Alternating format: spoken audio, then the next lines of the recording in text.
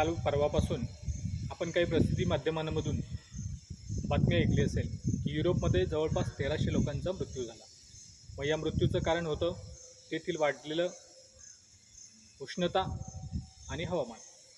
मग आपण याचा जर विचार केला की तेथील हवामान किती होतं, तर तेथील हवामान किंवा वातावरण हे 43 डिग्रीवर गेलं होतं. मग आपल्याला प्रश्न पडतो की युरोपमध्ये 43 लोकांचा मृत्यू होतो, तेच आपल्या भारतामध्ये अगदी याच वर्षाचा विचार जर केला, अगदी 48 तर 51 तापमान गेलं होतं. मग असं का?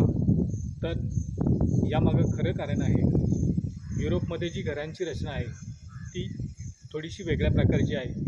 तेथील जी घरं आहेत तर ती घरं ही थंड हवेच्या वातावरणाशी समरूप बांधणी केलेली आहे.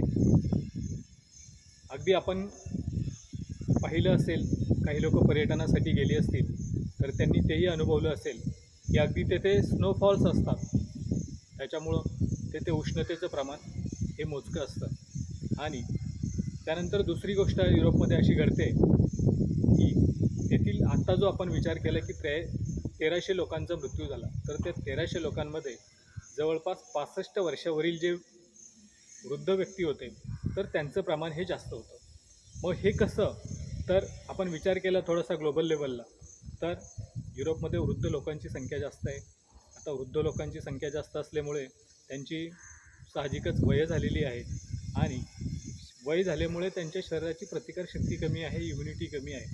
आणि मग वाढलेलं तापमान हे त्या शरीराशी मॅच होत नाही. परिणामी त्याचा अंत हा त्यांच्या मृत्यूत झाला.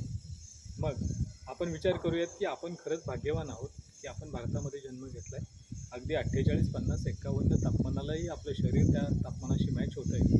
आणि त्याही तापमानात आपण दिवसभर शेतीची कामं असतील किंवा दैनंदिन जी धावपळीची कामं इतकी आपण करू शकतो.